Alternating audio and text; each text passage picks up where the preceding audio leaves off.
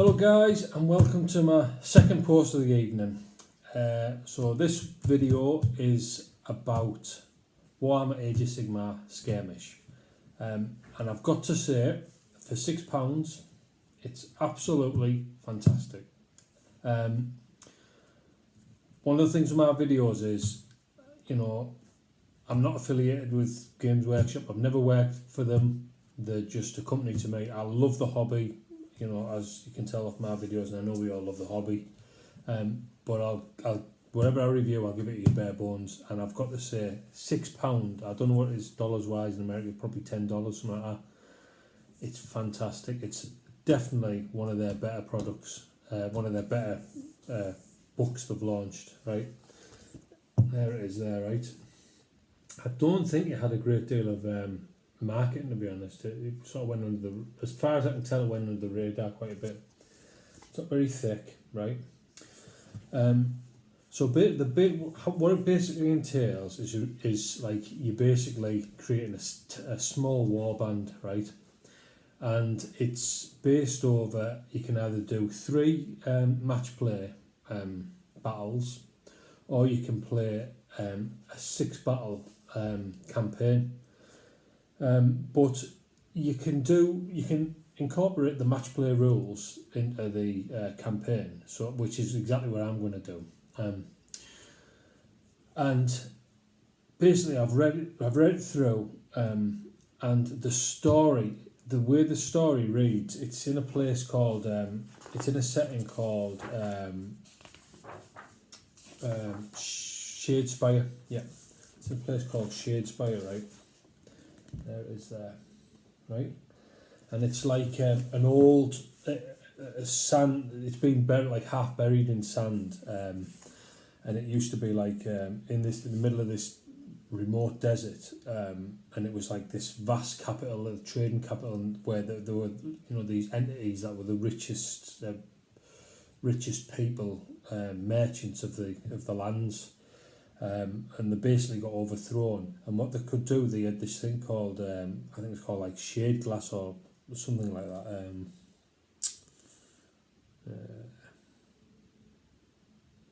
Basically it was this like glass where basically you could store souls inside of it, and the Nagash, god of the dead, wasn't happy that these souls were being stored in this glass instead of being sent to him, so he attacked the place and wiped it out. And the souls were trapped in this glass, like haunted forever, kept like trapped in Shadespire forever.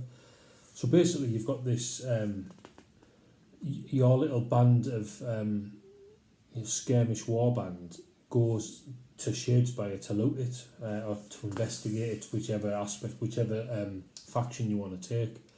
And what it does is, before it does the actual sort of battles, it gives you like a rundown of each, almost like a narrative of each 1 to 6 battle plans, and it's just so well written. Like, I mean, I was reading it, and I'll read loads of books, and it's quite hard for me to read a lot of narrative stuff in here. I tend to just read the rules because I'm normally reading, Wheel of Time or a David Gemmell novel or something like that. But it gripped me, this, and I read it through straight away. Really good, and that side of it is really excellent. And what you do is, I would always recommend, I would for any of the Age of Sigmar stuff, I would always recommend that you go down the match play route of things. I'm not a big narrative player, and I'm not a big open play type of guy. What I like to do is, even though I just play at home with the family, I love doing the points, where you get the book and you work up the points for your armies and everything, and I like it to be as fair as it can possibly be. So when it's finished, you come onto your reward table, right, which is here, right? This is the Shadespire campaign rules here, and you get basically your rewards, right, which is loss, you get 6 points, draw 7, and on and on and on. So you also roll on this thing, which is the rewards of battle, the other side of it, and this is where it becomes really good. You roll 2d6 even if you've lost, and go down here, and there's a little section here for if you're like if your hero is a wizard, and then if you've won, what you can do is roll 3d6 and pick either two of any of them dice to give you the better chance of getting an item that you actually want. So you do that, and let's say you've won, you get 10 points as well, and it's basically 10 renown that you get, and you basically spend renown as you would points. So you'll go and, let's say for example you're playing, what could you do? Let's say you're playing Lizardmen, Seraphon. You've just got 10 points. Now skinks, 10 renown, sorry. So skinks are 1 renown each, so if you wanted to, you could get 10 skinks, right? Or a Saurus All Blood is 24 renown, so what you could do then is you could say, right, for the next potentially 2 wins and a draw, that'll give you 26, 2 wins and a loss, that'll give you 26 points. I'm not spending any of it. I'll still roll on the rewards table, but I'm just not going to. I'm going to save up and get myself a Saurus All Blood over the 6, the campaign of 6. So that side of it is really, really good. Really good. Especially if you think of it this way, you're either you might want to do coming fresh to the hobby, almost like First Strike for 40k, and somebody might give you a few. You might went into one of the gaming stores and they've got an old box where you can get a handful of figures for a certain amount of money, or you might have just got a few bits and bobs along the way but not have a full box set. And you can make a little warband, learn the new rules, because it's basically the rules for Age of Sigmar, and transition into it really easily. And another thing as well is it's a great thing for to get your children into it, or your wife, or whatever, because it's it's downscaled so much that it's just really easy to pick up. I actually prefer this to Age of Sigmar, to be totally honest with you, because I'm a role player as well as a war gamer, and it smacks of almost like a role playing narrative. Like for example, in one of the adverts it said you can like name all your men and everything. So if you build a warband up to say 20 men, and imagine having I'd love it anyway, but imagine having a child, like a kid, 10, 11-year-old, and even my son's 9, and he gets to individually name his champion and his sergeant and all these people, and then what you can then do is transfer it over to Path to Glory, or straight to the actual Age of Sigmar itself. And this is what I'm going to talk about in a minute, about doing that basically. But before I do that, obviously you've got your this is a 2017 General's Handbook. You've got, if it's in here,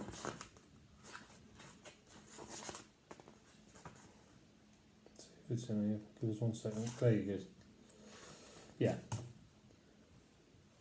So there you go. So this is obviously your reference sheet for the pitch battle for the 2017 General's Handbook, right? And then this one, it's a little bit more in depth. If you look on there, right, you've got like little magic items and like war scroll units and everything, and you could take that one step further, and like I say, you could do like the war scroll number of models, let's say 3, and you could just bracket and put the names of the 3 models. So that's that, and it's just brilliant. It's really, really good. And once you finish the six different missions, you don't have to stop there. I mean, if you want to actually use this to build up and transition onto Path to Glory that they brought out, which is basically moving you onto almost like a Star collecting box set size army. Then you can transition straight to that. Or and you can just keep going doing the skirmish, the match play, 3 battles as you would just doing the normal battles, and however much renown you decide with your friends that you want to finish at, it's your game. That's what you'll finish at, right? So really, really, really, really good. Now I'm going to come on to the negative of it, and there isn't many. The major negative I have about it is the fact that not every unit is covered in the skirmish book, right? For the points conversion, Bretonians are just gone. As far as I know, I don't really want to check now because I'm filming, guys, for you. I don't want to have you sat there waiting. And tell me if I'm wrong, but as far as I can tell, the Bretonians have been taken out of this as well, that's just sickened me, that, to be honest. It's a real kick in the guts from Games Workshop. It's that side of Games Workshop that I really don't like, because I myself, like probably loads of others out there, have went out, paid money, bought a Bretonian army, painted it, and now you can't use it. And that's their products that you've went out in good faith and bought, and that you can't use unless you just say, I'm going to use the old General's Handbook rules and use the points and whatever. But what this brings me on to is a conversion chart that I found online. It's not official, but I've done the maths on it, and it seems to tally up. So basically, the way you work it out, I've got a couple of examples here. We'll go with squig hoppers. Squig hoppers aren't in the book, right? So what you do is you do this across the board for any. If you buy the book and you say, one of the units that I play isn't in there, it's the same system for everything across the board, right? So what you do is you take your unit, whether it's a hero or just a unit, elites, battle line, whatever it is, and you work out how many points they cost, right? Then what you do is you divide it by the minimum size number of people you can have in that unit, right? And then you divide it by 5 again, right? So in the case of a cogsmith, right, the minimum you can have is 1, right? So obviously dividing 100 by 1 is 100, and then you'll divide it by 5, which gives you 20. So a cogsmith who isn't in that book, if you want to buy him as your hero, will cost you 20 renown. Now in the case of myself, I'll mention later on, but I think 30 points is, if you're doing the skirmish, if you're doing a campaign, I think 30 points is a good base to start with you and your friends if you're doing like a league type thing.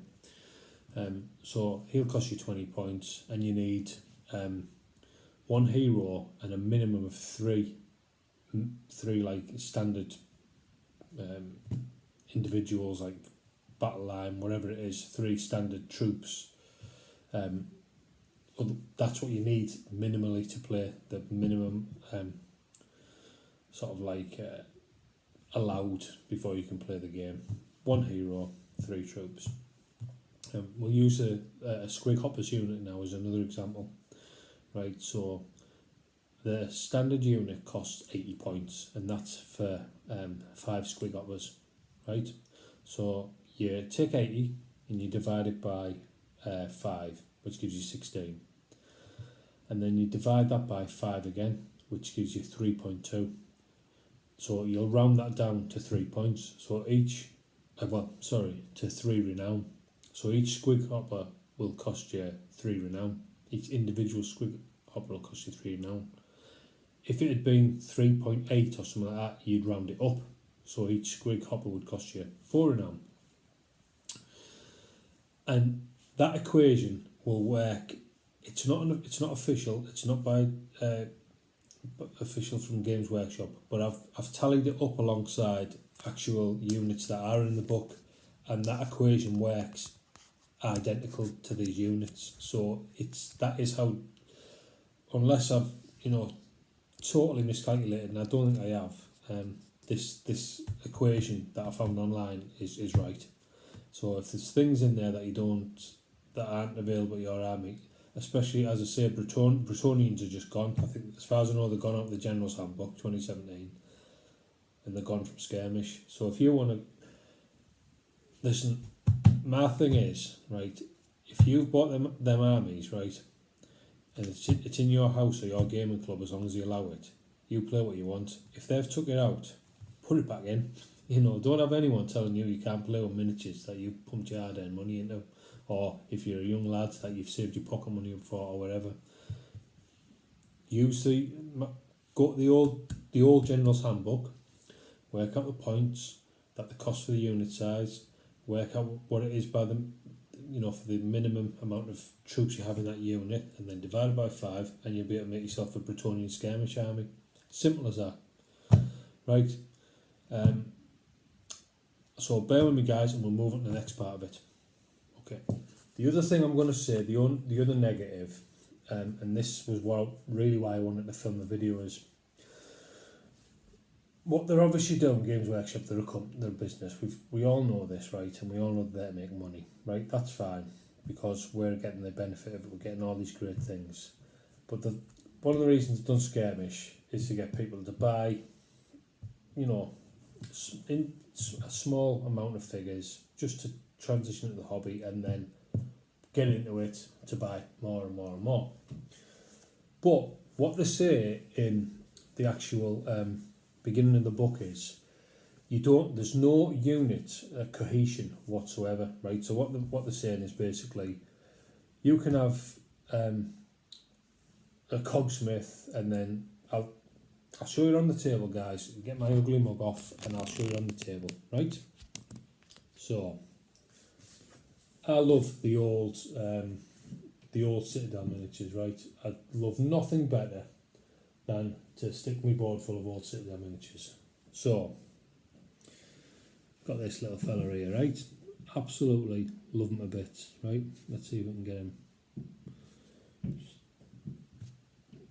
Right, he's still a bit blurry, but I love him a bit, right?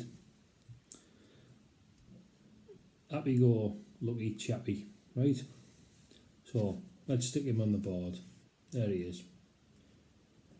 So let's get another guy to go with him. Another old Citadel miniature that I really love. Yeah, old school miniature. Completely different type of weapon to that guy. Let's get him on the board. We'll get Berserker on. I haven't painted him, guys. He needs a full paint, so apologies for him. Let's get him on as well, right? And then let's get, he's an unpainted one I need to paint. Let's get a Thunderer on, right? One of the old Thunderers. And we need a hero, so let's say this guy's your hero, right? There you go. So again, not painted by my fair hands, but there you go. Now I'd love that, right? Absolutely brilliant.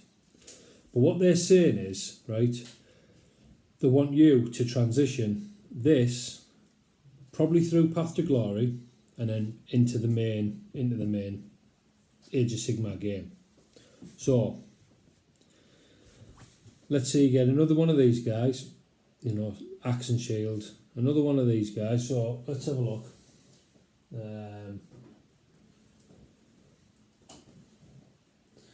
We've got another one there. There you go. So we've got another hammerer, unpainted.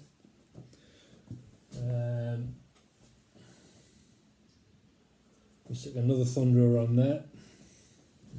This is when we've won our battle. Stick these Iron Breaker, obviously, but we'll stick them in there because there's no unit cohesion. And then we'll just stick one of the old dwarven ranges. Why not? No unit cohesion. Right. Let's say you do that again. You multiply them again by the same type of people. Right?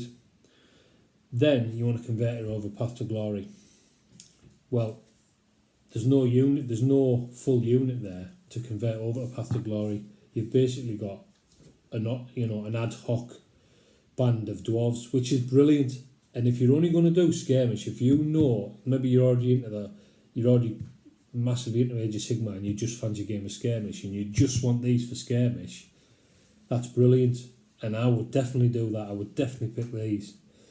But if you're doing it to transition, then this is no good, right? It's absolutely terrible. Worst advice I could give you.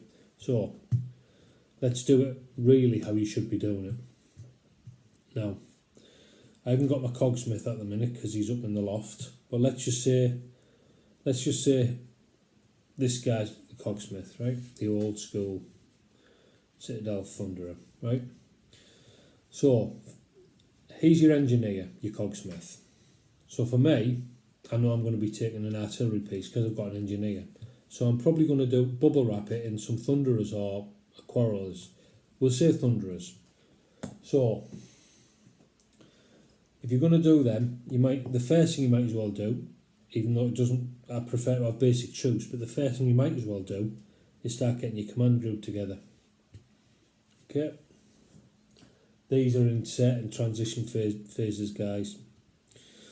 So let's say you can get in total 5 thunderers, right? There's no like there's no like so hang on. Get the right one. Yeah, your commander of the. But it's not WYSIWYG. This is just a thunderer, but you can get them painted up. You've got your 3-man command group structure there. You win your battle, you've got 10 points. Let's have a look, see how much thunderers are in there. 1 second, guys. Dispossessed. Thunderers, 2 points each, right? So you get 10 points, you can get yourself another 5 thunderers. Or you could get yourself maybe some dwarf warriors. But for me, right, this is purely me, I've already got dwarf warriors, so the way I'll be doing skirmishes, I'll be using it as a reason to paint these guys up. That's a 10-man Thunderer squad there now. So when you want to convert it over, you've already got your 10-man Thunderer squad. Now that, as a transition, is a much better option than getting these brilliant, in my opinion, much better, much more characterful dwarves. I'd take these every day of the week if I was just doing skirmish. But if you're going to transition, forget what it says in here. This is what you should be doing.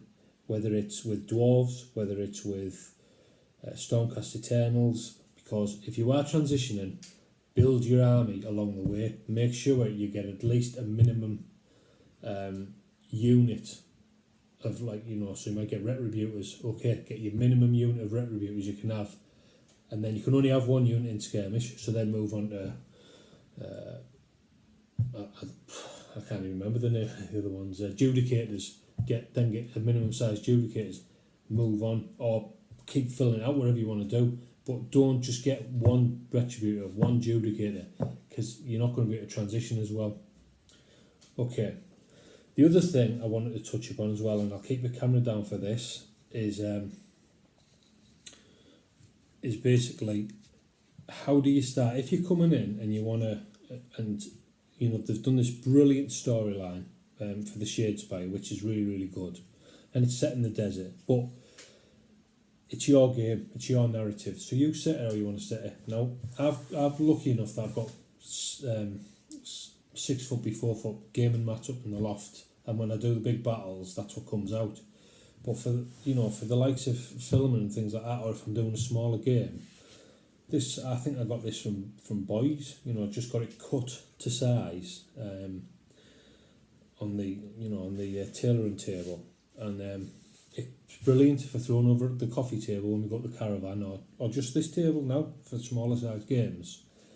And if you're new to the hobby, right, rocks on the beach. So there's your grass, there's some rocks. This is stuff you can get in, you can get some flock, you can get this from railway stores or railway places, or you know, like model shops, or from normal hobby shops, or pet shops, absolute aquariums. This is where I got this from the aquarium section, or the you know, like the lizards, reptiles sections, you know, and you could stick it a little bit there just to make it look a bit more scenic. You could maybe put a log there as well, and then this is on my, for 40k we have like a red planter type thing. So I bought this from Aquatics the other day. I think it was about £4, something like that. And a lot of my scenery comes from the pet shops. But let's say this, you can get this in the normal rock, so get something like that. Take the label off, obviously. You can also get proper styrofoam square blocks that you can shape scenery with, and I just cut this out to, you know, to look like a rock. Put a grass around it.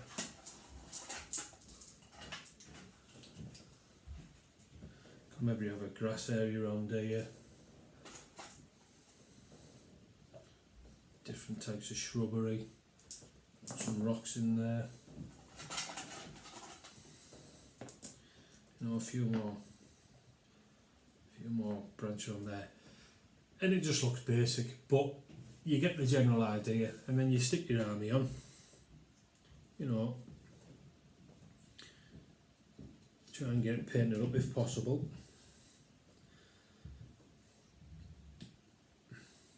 and you'll have your enemy the other side, and it's good enough to play on, you know. So this is again aimed at people who are just starting the hobby.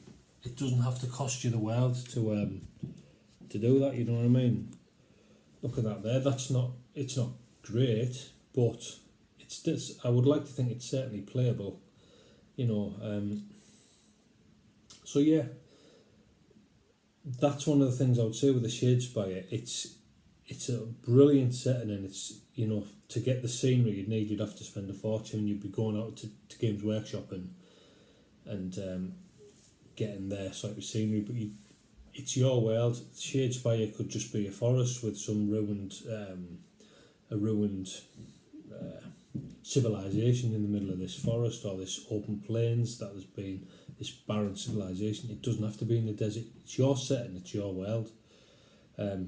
Just do whatever materials you have at hand, and that can be your setting. It's for £6, it's an absolute steal, and you're going to have some good fun with it. So on that note, I know that Nick's doing his get it painted, and as I've said in some of the other posts, I'm doing a thing alongside Warhammer Will. However, I do need to get on with the Sigmar armies as well. I've already got really stuck into my son's Dispossessed. I've got 40 warriors painted up, and 10 thunderers, and a cannon, and the Thane, and a few others, but I need to keep going because I think it's 155 miniatures all in that I have to paint for the Dispossessed. Well, Dispossessed / Ironworld Arsenal, but we don't have none of that in our house. If it's Dwarven, it's Dwarven. If it's a cannon with a dwarf behind it, it's Dispossessed. But there ain't no Ironworld Arsenal allies, right? That's just the way we do it, and I would advise you to do the same. But yeah, great buy, guys. I've waffled on a little bit here, and I do apologise, but it's because I'm really passionate about good games, and this is a really good game that just lets itself down with a few bad things, and I wanted to get those points out of how easy it would be to just, you know, counter those neglected areas, to basically make it a really, really good game. And if you do those little things that I said, either way you do it, whether it's skirmish with your own little band of miniatures, or whether it's transitioning on, you're going to love it, really love it. So yeah, I'm doing these. I'm doing Sylvaneth, and I'm doing, like I say, I'm not sure, either Goblins, Orcs, or Slaves to Darkness. But I know you're going to be busy with all the other people who are putting these painting challenges on, but if you want to join in, guys, then I would love you to join me. It's going to be 30 renown, and it's going to be a campaign. And what we'll do is every month we'll just increase it by 10 renown.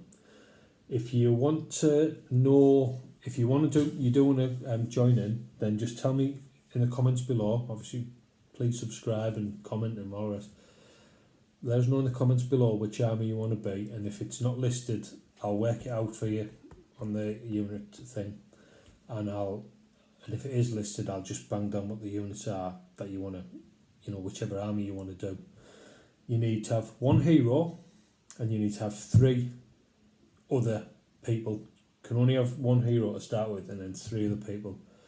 Your hero is going to cost you somewhere between 16 points ish for the, when, you know, if you're thinking like goblins and such. So yeah, that's it, guys. I hope you might want to join with me, even if you don't want to do the skirmish, but it's just a way for you to just plod on painting some minis. It's always nice to have a reason to paint, and that's one of the reasons I'm going to be.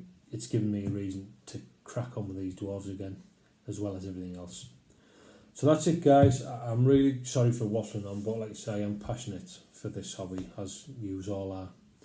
And I'll see you in the next videos, guys. Take care, and thanks for all your subscriptions and everything so far. Cheers, guys. Bye-bye.